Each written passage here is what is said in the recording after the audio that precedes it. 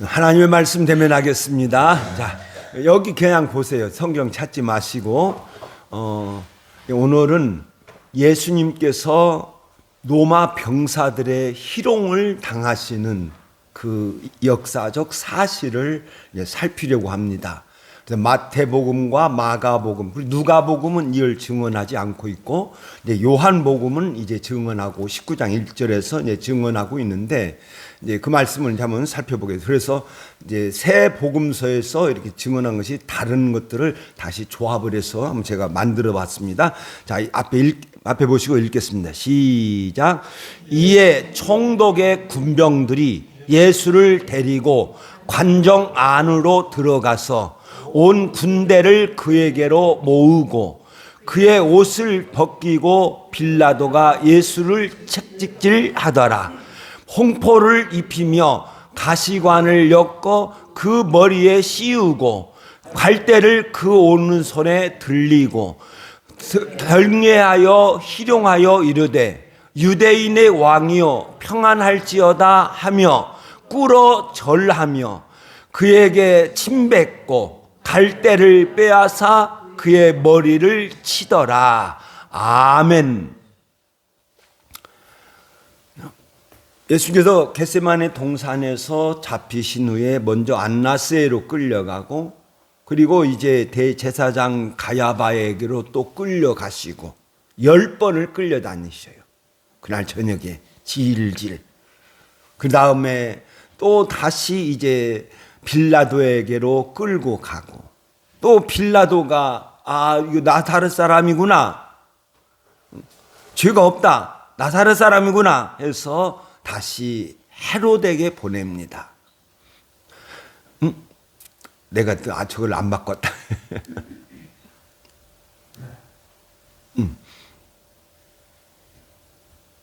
헤롯에게 보내고, 그리고 다시 헤롯은 또 빌라도에게 보내고, 그 이제 빌라도에게 왔어요. 헤롯이 보내서 오늘 이제 이 장면을 생각하려는 거예요. 이제 빌라도에게 왔는데 빌라도의 아까 관정이라고 표시를 했어요. 우리 성경은 봤는데, 그 이제 이 관정이 내가 그 깜빡 잊고 안 써놨는데, 이제 그 안토니아 요새입니다. 안토니아 요새, 성전 옆에 안토니아 요새가 지어졌는데 4층 건물이고 이제 사각 건물입니다. 사각 건물이고 이제 거기 안에 넓은 이제 공터, 이렇게 마당이 이렇게 있고, 그리고 이제 관정 안으로 끌려가셨는데 이제 저 안토니 요새 안에는 감옥이 있고 유치장이 있습니다. 그래서 유치장이 있는데 이제 그 지하 감옥에서 예수님께서 희롱을 당하셨는지, 아니면 관정 안에서 희롱을 당하셨는지, 그리고 희롱을 당하시다가 또 끌고 빌라도가 또 끌고 나와요. 그리고 끌고 나왔다가 다시 또 빌라도가 예수님을 또 끌고 들어가요. 그리고 다시 이제 관정에서 나오셔서 거기서 이제 십자가가 이제 선고가 되고 예수님께서 갈보리산 골고다 언덕으로 가시게 이제 됩니다. 근데 이게 관정 안으로 들어갔을 때 빌라도가 느닷없이 채찍질을 해요. 채찍질을.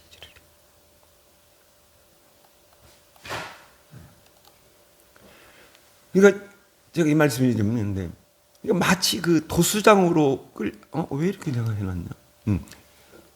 여기서 바꿔놨구나. 읽겠습니다. 시작. 마치 도수장으로 끌려가는 어린 양과 털 깎는 자 앞에서 잠잠한 양같이 그의 입을 열지 아니하였도다.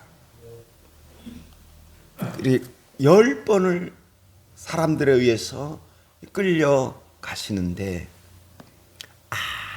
아무 말씀도 하시지 않아요. 침묵이. 아무 말씀을 하시거나 또는 분노하거나 화를 내거나 또 자기의 무죄를 막 주장하거나 그렇지 않아요. 그냥 묵묵히 끌려다녀요.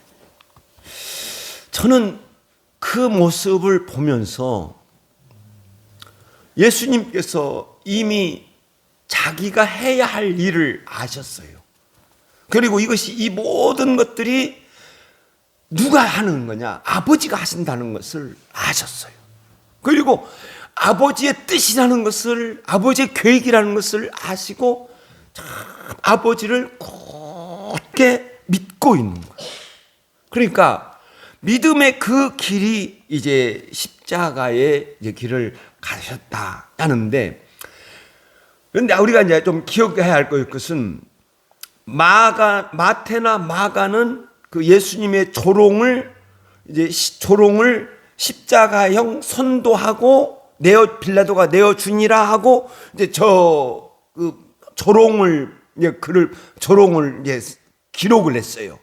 그런데 요한복음에 보면, 요한복음 19장 1절에 있는 말씀에 보면 빌라도가 예수를 데리고, 예수가 이제 헤롯이 보내니까 빌라도가 예수님을 받고 예수님을 데리고 채찍질하는 것으로 시작하고 그 다음에 로마 병사들의 조롱을 기록하고 있어요. 그래서 저는 이렇게 봐요. 어떻게 보냐면 빌라도가 관정 앞에서 이야기를 합니다. 대제사장들과 또 그 백성의 지도자들과 장로들과 그 서기관들 또 무리들을 하고 고소한 내용을 이야기를 해요. 그런데 계속 제가 지난주 말씀드린 죄가 없다 이제 이렇게 이야기를 하면서 이제 고소한 사람들을 이제 말을 이렇게 듣고 있고, 그리고 관정 안에서 동시에 같은 시간대에 관정 안에서 이 로마 병사들이 조롱하고 있다 하는 것을 이제 봅니다. 그래서 이제 그러니까 총독의 군병들이 예수님을 데리고 관정 안으로 들어가요. 그러니까 저기서 이제 핸드리스 목사님은 보면 백부장이 이제 끌고 들어가서 총독은 안에 있고 끌고 이제 들어가니까 요한복음 18장 1절에 있는 말씀에 보면은 빌라도가 예수를 데려다가 채찍질 하더라 이렇게 기록을 하고 있어요. 이게 왜 채찍을 왜 때렸지? 누구도 여기에 대해서 설명을 못 해요. 왜 채찍을 때려야 하느냐? 왜 빌라도가 느닷없이 헤롯에게 보내놓고 죄가 없다 해놓고 헤롯에게서 오니까 빌라도가 느닷없이 채찍질을 해요. 채찍이 저게 얼마나 무서운 건지 몰라요.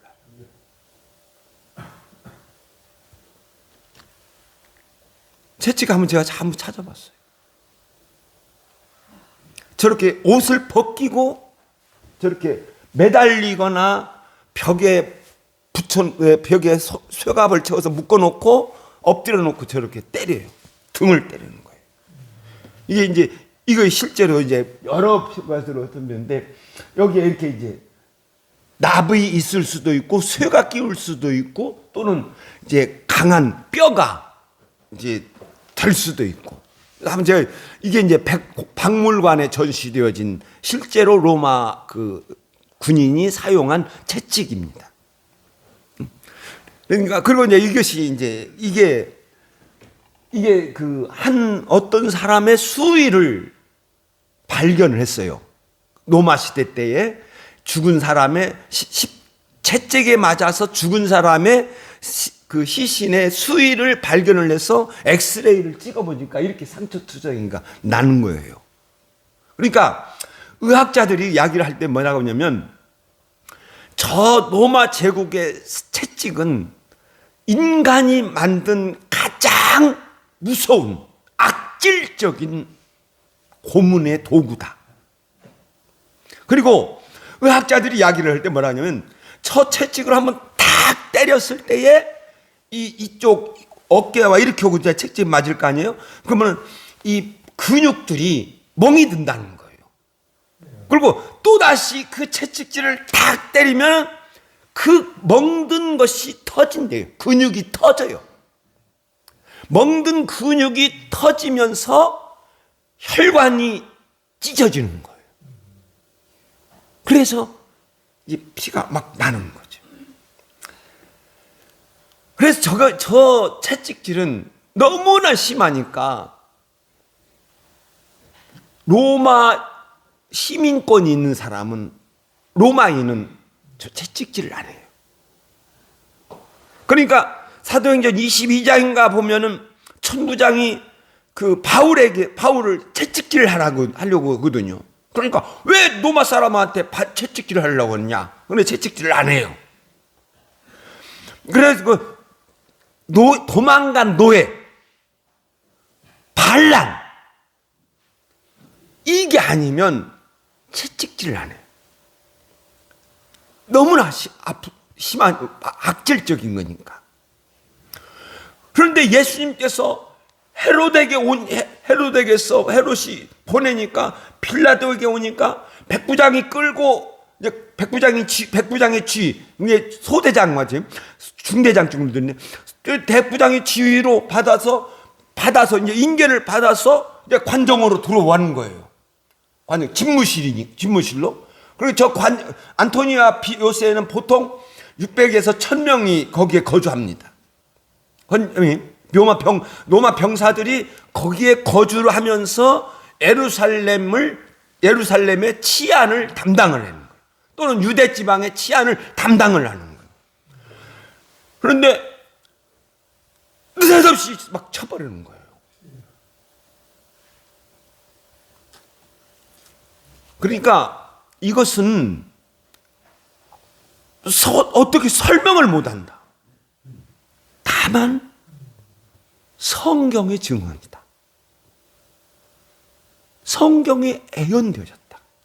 그래서 채찍에 맞아야 한다. 예수님께서 2번 채찍에 맞아요.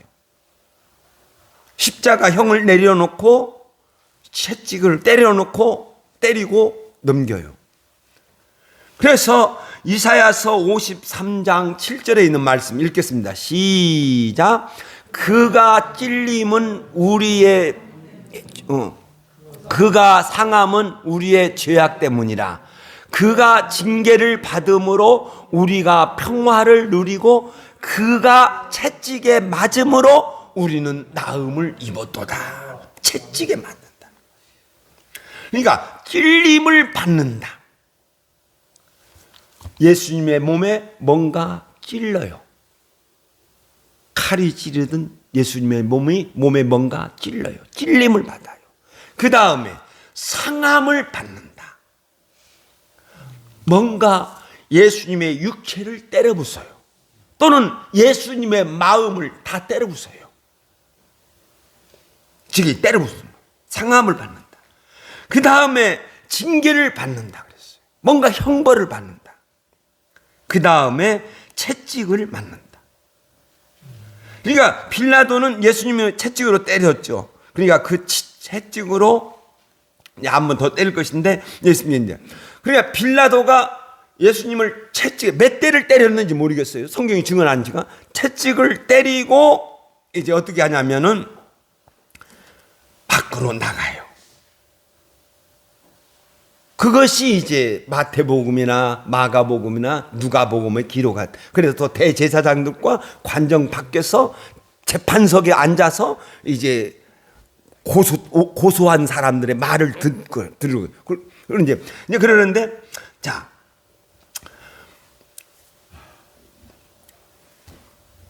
예수님께서 채찍에 맞았는지 얼마나 모르겠습니다만, 저는 그래요. 채찍을 맞았을 때 아무도 말을 못해. 거기에는 숨조차 크게 못 쉬었을 거예요. 숨조차. 로마 군대나 총독도 자기가 채찍을 때리지만 분노해서 때렸는지 미워서 때렸는지 싫어서 때렸는지 그냥 잘 한번 보세요. 예수님이 채찍에 맞았습니다. 그리고 예수님은 쓰러졌을 거예요. 묻혀서 쓰러졌을 거예요. 그리고 거기에는 예수님의 떨어진 살점들이 있을 거예요. 그리고 피가 흘려져 있을 거예요.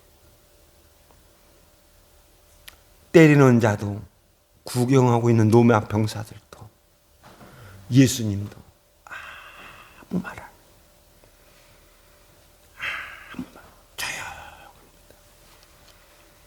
근데 여기서 우리가 꼭 기억해야 될 것은 예수님의 마음이에요. 요한복음 14장 1절. 며칠 전에 사도 요한이 예수님을 보면서, 또 사도 요한이 그 시대를 이렇게 묵상을 할 때 성령이 가르쳐 줍니다. 세상에 있는 자기 사람들을 사유하. 자, 세상에 있는, 읽겠습니다. 시작. 세상에 있는 자기 사람들을 사랑하시되 끝까지 사랑하시니라. 예수님은 끝까지 자기 사람들을 사랑하시죠. 결심한 거죠. 아까 말씀드렸죠. 예수님께서 때리려면 분명히 옷을 벗겨야 됩니다. 옷을. 그러니까 사람들은 그 당시 전례를, 내가 좀 책을 읽어보면 채찍에 맞을 때 채찍 형벌이 떨어지면 뇌물을 준대요. 병사, 형을 집행하는 사람에게. 그래서 옷을 입혀서 채찍에 맞도록. 그런데 마태복음에 보면 예수님이 그의 옷을 벗기고 그랬단 말이에요. 그럼 그 당시에 예수님이 그 당시에 유대 의복을 보면 이게 속옷이라는 것이 있습니다.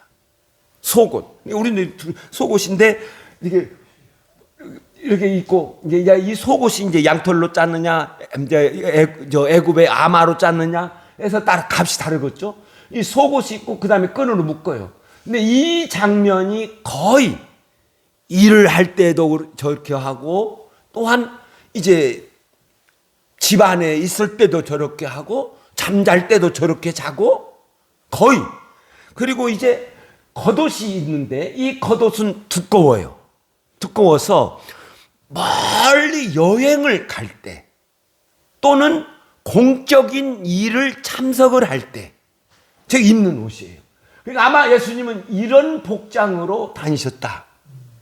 이런 복장으로 다니셨는데, 그리고 이런 복장에 있는데 옷을 벗겼다고 하면 이 겉옷과 이 속옷을 벗겼다. 그러면 우리말, 요즘 말로 팬티라는 용어가, 팬티라는 것이 중세기에부터 나와요. 유럽은. 우리는 언제부터 시작했는지 모르겠어요. 또 중동은 언제부터 시작했는지 모르겠어요. 저 속옷과 이 겉옷과 이 속옷을 벗기면 어떻게 될 거 아닙니까? 그래서 저렇게 벗기고, 이게 이제 채찍에 맞았습니다. 채찍으로 때리고, 이제 빌라도가 밖에 나가서, 요한복음 19장 4절에 있는 말씀에 보면 빌라도가 밖으로 나가 말하되, 이렇게 하거든요. 이것이 이제 마태복음, 누가복음, 마가복음에 기록되어졌던, 전에 우리가 살펴봤던 그 말씀이에요. 그런데 희한하게 이 로마 병사들의 마음에 뭔가 들어버렸어요. 이걸 다음 주에 더 내가 자세하게 설명드리겠는데, 예수님을 자기들의 놀잇감, 놀이개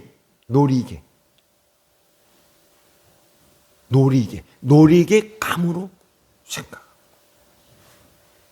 그래서 왕놀이가 시작이 돼요. 왕놀이가. 누가 그렇게 계획을 했는지 모르겠어요. 왕놀이가 시작이 될 때 먼저 뭐가 있냐면 홍포를 입히는 거예요. 홍포를 입히며, 저 홍포는 어떤 홍포냐? 로마 군병들의 옷이에요. 옷. 전쟁에 나가면 저 홍포 위에 갑옷을 입습니다. 그리고 항상 일상적인 생활을 할 때 저 홍포에다가 이제 마치 이것과 같아요. 무릎까지 오는데, 홍포라 그러는데 저는 이렇게 생각을 해요. 저 홍포가 버려진 홍포였을 것이다. 새 것이 아니고. 그러면 홍색이에요. 홍포라. 마태는 홍포라고 했어요. 그런데 마가와 요한은 자색이라고 했어요. 자색. 그러니까 자색도 희미한 자색이 된 거죠. 그래서 누군가 어떤 병사가 그 옷을 입다가 이제 다 떨어져서 못 입게 되어져서 버려졌던 그 홍포를 어떤 사람인가가 주워 가지고 와가지고 홍포를 입혀요.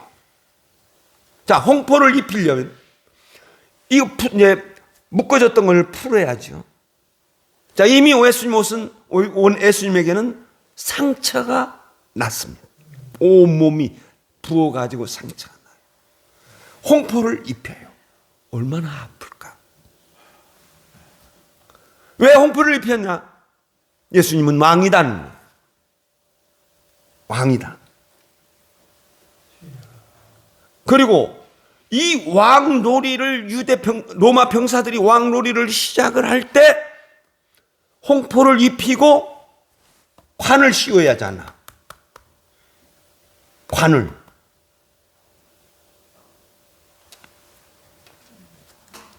어떤 병사가 밖으로 나가서 그 유대 지방, 가나안 땅, 팔레스틴 땅에 흔히 자라는 가시나무가 있어요. 가시나무. 그 가시나무가 있는데 스피나 크리스타라고 하는 가시나무예요. 예, 로마 군병 옷. 내가 이거 해놓고 안 해놨구나. 로마에게 군병 옷이에요. 싸울 때는 이렇게 갑옷을 입고 나가고 일반적으로 하는 거죠. 그리고 이제 저 옷을 입히고 그 다음에 이제 가시관이에요. 스피나 크리스타나라고 하는 하신데 이게 화장품에 쓰인대요. 그러니까 스피나 크리스타 치면은 화장품 성분 분석이 나와. 그런데 이게 이제 제가 이제 여기에 있는데 이게 가시가 여기 있어요. 네? 이것이 이제 꽃이 피어서 열매가 맺으면 자색 열매를 맺어요. 그러면 저 자색 열매는 영양가도 좋고 그 피부에 아주 좋아요. 그래서 여성 화장품으로 많이 쓰여요. 그런데 저것이 이제 자색으로 저것이 떨어지면 이제 이파리도 떨어지고 예수님께서 십자가에서 지신 것이 이제 6월절이니까 십자가를 지신 것이 3월 이르면 3월 중순, 늦으면 음력이니까 늦으면 4월 하순까지도 어느 기간이든지 모르겠어요. 그러니까 막 이제 식물들이 막 이제 그 잠에서 깨어나서 막 이제 꽃을 이제 생기를 받는 거죠. 그러니까 이파리가 없어요. 그래서 이제 이파리가 없으니까 그것으로 가시관을 뚫어서 머리에 씌워요.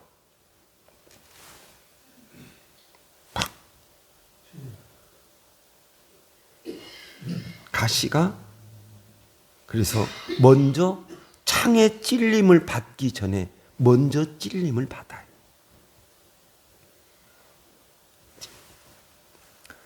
근데 저는 핸드리슨 목사님은 예수님이 가시관을 쓰신 이유는 이 땅이 저주를 받았다. 아담이 범죄했을 때에 하나님께서 땅을 저주했어요. 창세기 3장 18절에 말씀해 보면 땅이 내게 가시덤불과 엉겅퀴를 낼 것이라. 그래서 예수님께서 핸드리 목사님 저 말씀을 이제 연결을 하면서 이렇게 이제 가시관을 썼다. 이제 이렇게 이제 했는데, 그래서 이제 땅의 저주를 예수님께서 받으시고, 그리고 이 땅의 저주를 회복하신다. 그래서 예수님께서 재림하시면 이제 죄가 없는 새 하늘과 새 땅이 이제 내려오는 거죠. 그래서 이제 그런데 저는 그 예수님께서 가시관을 팍 썼을 때, 자, 노마 군사 하나가 가시관을 살짝 했을 거 아니에요? 아니라 팍 써버렸을 거 아니에요? 그래야 푹 들어가니까. 그러면 거기에서 이제 찔리니까 피가 쭉 나오죠. 피가 쭉 나오고 그것이 머리에 이렇게 흐를 것이고 수염에 이렇게 흐를 것이고 33세니까 그 당시에는 수염이 조금만 났을 거예요. 저는 그 장면을 묵상을 하면서 저는 어떤 말씀이 생각이 났냐면 시편 133편의 말씀이 생각이 났습니다. 한번 성경 찾아보세요. 시편 133편.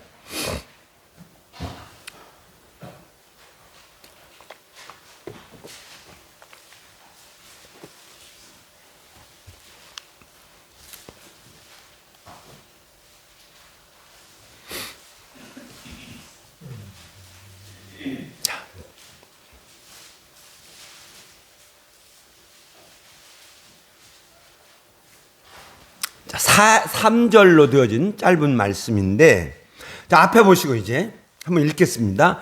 자, 읽겠습니다. 시작. 머리에 있는 보배로운 기름이 수염, 곧 아론의 수염에 흘러서 그 옷깃에 내림 같고, 이렇게 증거하고 있어요. 자, 여기 보세요.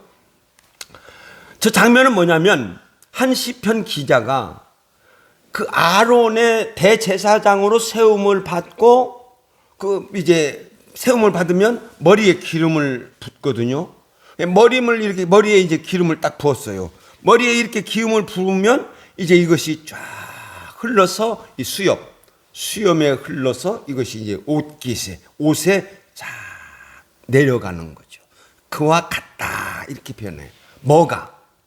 시편 한번 133편 다시 한번 우리 다 같이 한번 시편 103 읽겠습니다. 자, 시편 133편 저도 찾고 저 찾았습니다. 읽겠습니다. 시작.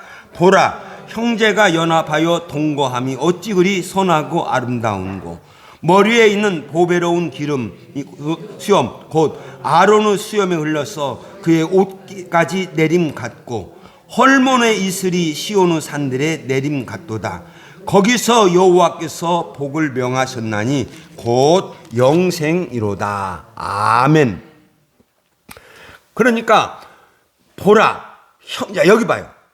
책 보면 안 돼. 보라, 형제가 연합하여 동거함이 어찌 그리 아름다운고. 화목이죠. 형제가 화목하는 것이 참 아름답다. 그것이 뭐가 같다? 아론의 수염, 곧 기름, 머리에 있는 기름이 수염, 곧 아론의 수염에 흘러서 그 옷깃에 내림 같고, 화목은 대제사장으로서의 화목을 말하는 거죠. 그래서 저는 예수님 이미 예수님께서 십자가에서 피를 흘리셨습니다마는 이미 예수님은 채찍에 맞아서 피 흘리셨고 또한 가시관을 쓰셔서 피 흘리셨어요. 그럼 저 가시관을 쓰셔서 흘리셨던 저 그 피를 저는 뭐였냐면 시편 133편에 있는 말씀과 연관을 이렇게 시켜보면 화목이다. 화목의 십자가다. 그리고 그 화목의 십자가를 말씀을 하실 때에 어디서 보이냐면 에베소서 2장에 있는 말씀이 있어. 저 말씀을 하는 거예요. 에베소 2장 11절에 보면 그러므로 생각하라 이렇게 말을 해요. 그러므로 생각하라. 너희들 잘 생각해. 그럼 이제 그 전에 무슨 말씀이냐면 에베소 2장에 있는 말씀은 구원을 이야기를 해요. 너희는 자 읽겠습니다. 빨간 글씨 읽겠습니다. 시작. 너희는 그 은혜에 대하여 믿음으로 말미암아 구원을 얻었으니 이것을 너희에게 난 것이 아니요 하나님의 선물이라. 행위에서 난 것이 아니니 이렇게 증언하고 있어요. 그 은혜에 의하여 너희도 구원받았다. 그럼 믿음으로 구원을 받았다. 그것은 너희들에게서 난 것이 아니다. 그것은 하나님의 선물이다. 그래서 자, 여보세요. 하나님의 선물을 받아서 너희들 구원받았다. 그러면 다시 한번 생각을 해봐라.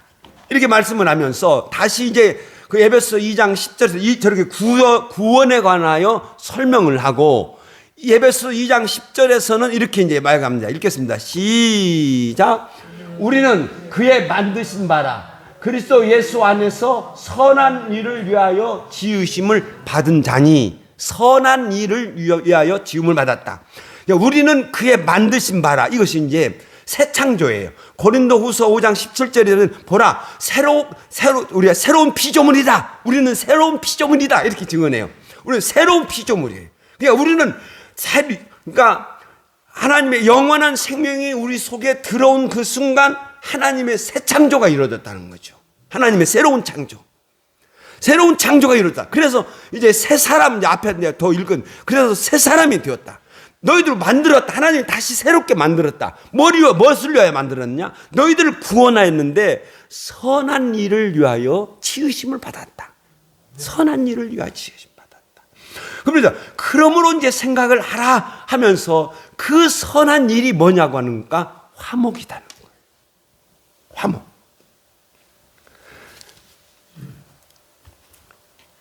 그러면서 이제 설명을 할 때 이 화목을 하는데, 자, 읽겠습니다. 시작. 이제는 전에 멀리 있던 너희가 예수 그리스도 안에서 그리스도의 피로 가까워졌느니라. 이제 구원받는 것을 이야기를 하면서 이제 화목을 이야기를 해요. 화목.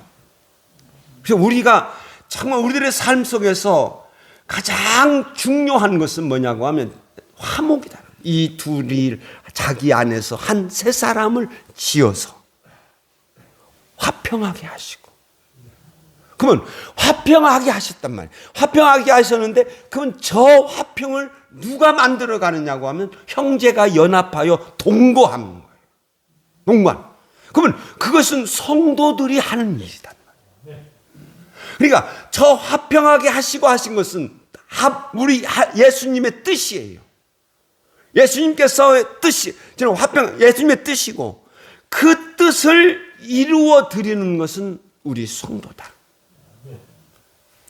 그래서 저희가 이제 이 말씀을 처음에는 그 예수님의 희롱을 전체를 기록을 했는데 너무나 길어가지고 너무나 한 2시간 올 것 같아서 나눴는데, 그래서 오늘 우리가 꼭 기억해야 될 것은 뭐냐고 하면 그 예수님의 가시관을 생각을 하면서 또 아론 그 시편 133편에 있는 말씀을 하면서 이제 하나님이 만들어주신, 예수께서 만들어주신 그 새 사람으로서 새로운 선한 일을, 그 선한 일이 곧 화목이다. 그래서 함께 이제 예배소서 말씀은, 에베소 2장 말씀은 다시 한번 오후 예배 때 나누겠습니다만, 우리가 화목하게 지어져 가는 거다. 성전을 만들어가는 그러한 그 모습을 우리가 했을 때에 우리 예수님께 영광을 돌려드리는 일이라고 하는 것을 꼭 기억하시면서 화목을 꼭 만들어가는 저와 여러분 되시기를 예수님의 이름으로 축원드립니다. 기도하겠습니다.